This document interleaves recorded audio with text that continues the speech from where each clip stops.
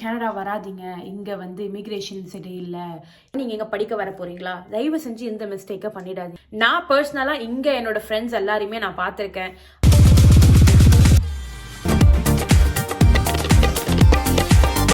Hello, வணக்கம் and welcome to my YouTube channel.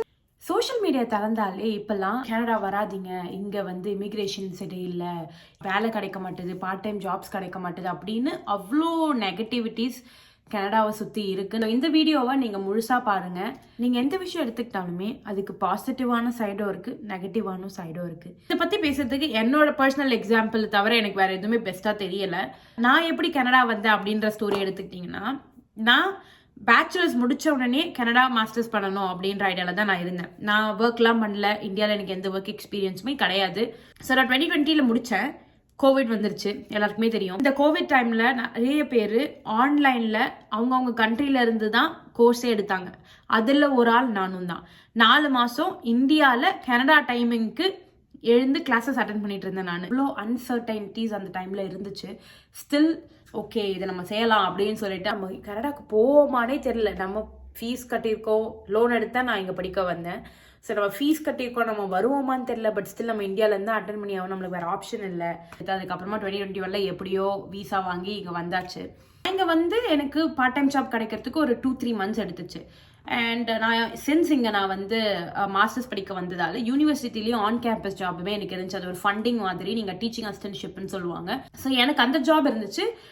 நான் ஜான்ல வந்து எனக்கு மார்ச் ஏப்ரல் அந்த மாதிரி பார்ட் டைம் ஜாப்மே கிடச்சி. ஸோ 2 ஜாப்மே பண்ணி தான் என்னோட செமஸ்டர் ஃபீஸ் எல்லாமே நான் பே பண்ணேன். என்னோட கோர்ஸில் எப்படி இருந்துச்சுன்னா, நான் 2 இயர்ஸ் ப்ரோக்ராம் தான், பட் நாங்கள் 16 மந்த்ஸ்லேயே முடிக்கிற வாய்ப்பு எங்களுக்கு இருந்துச்சு. ஸோ நான் 20 மந்த்ஸில் என்னோட கோர்ஸ் முடிச்சுட்டு, என்னோட ப்ரொஃபஷன் ஃபிசியோன்றதால நான் அந்த டைம்லேயே அதை எப்படி நம்ம கிளியர் பண்ணலாம், அந்த லைசன்சிங் எப்படின்னு பார்த்து நான் கோர்ஸ் முடிக்கும் பொழுதும் என்னோட பிசியோ லைசன்ஸ் வாங்குறதுமே கரெக்டா இருந்துச்சு. என்னோட பிஆர் பாத்தீங்கன்னா, நான் ஒர்க் எக்ஸ்பீரியன்ஸ் எதுவுமே இல்லை. நம்ம முன்னாடியே சொன்ன மாதிரி எனக்கு இந்தியாலுமே இல்லை, அண்ட் எனக்கு இங்கேயுமே நான் பிஆர் எடுக்கும்போது ஒர்க் எக்ஸ்பீரியன்ஸ் கிடையாது. மாஸ்டர்ஸ் டீமை வச்சு இங்க பிஆர் எடுக்கிற ஆப்ஷனுமே இருக்கு. ஸோ அப்படிதான் நான் என்னோட பிஆர் எடுத்தேன். அதுக்கு ஒர்க் எக்ஸ்பீரியன்ஸ் தேவையே இல்லை. இதுல நான் சொல்ல வர விஷயம், இங்க வந்தா நம்ம கஷ்டப்படுவோம் அப்படின்றது கிடையாது. கஷ்டம் இருக்கு, நீங்க எங்க இருந்தாலுமே கஷ்டம் இருக்கு. நீங்க ஒரு விஷயம் பண்ண நினைக்கிறீங்கன்னா ஆப்வியஸ்லி நடுவில் நிறைய தடைகள் இருக்கும். எனக்கும் இருந்துச்சு. எனக்கு கூட நினைச்சோன்ட்டு பிசியோதெரபி ஜாப் கிடைக்கல. எல்லாருக்குமே அதுக்கான டைம் இருக்கு. பட் நம்ம அதுக்கான ஹார்ட் ஒர்க் போட்டு கிவ் அப் பண்ணாம இருக்கணும். அதுதான் ரொம்ப முக்கியம். இவங்க சொல்றாங்க, அவங்க சொல்றாங்க அப்படின்னு சொல்லிட்டு நீங்களே உங்க ட்ரீம்ஸை வந்து கொண்டுடாதீங்க. Your dreams don't die unless you kill them.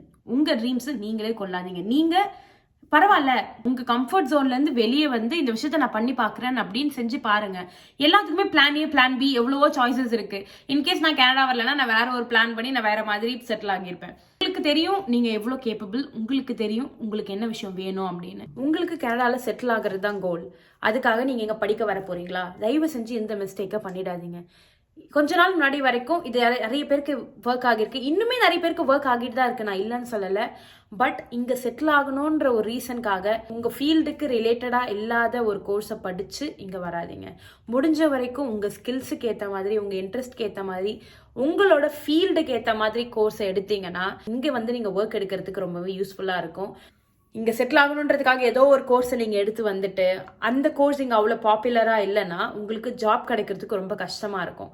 இன்னும் நிறைய பேருக்கு அவேர்னஸ் இல்லாத விஷயம் என்னன்னா, அவங்களாவே இங்க அப்ளை பண்ணி படிக்க வரலான்றது தெரியல. பிஆருக்கு நீங்களே அப்ளை பண்ணலான்றது கூட ஆக்சுவலி தெரியல. ஒரு தேர்ட் பார்ட்டி, ஒரு கன்சல்டன்ட் அவங்க தான் பண்ணணும்னு இன்னும் நிறைய பேர் நினைச்சிட்டு இருக்காங்க. ஆக்சுவலி இங்க நான் மாஸ்டர்ஸ் செலக்ட் பண்ணதா இருக்கட்டும், ஸ்டடி பெர்மிட் அப்ளை பண்றதா இருக்கட்டும், அதெல்லாம் நானே தான் பண்ணேன்.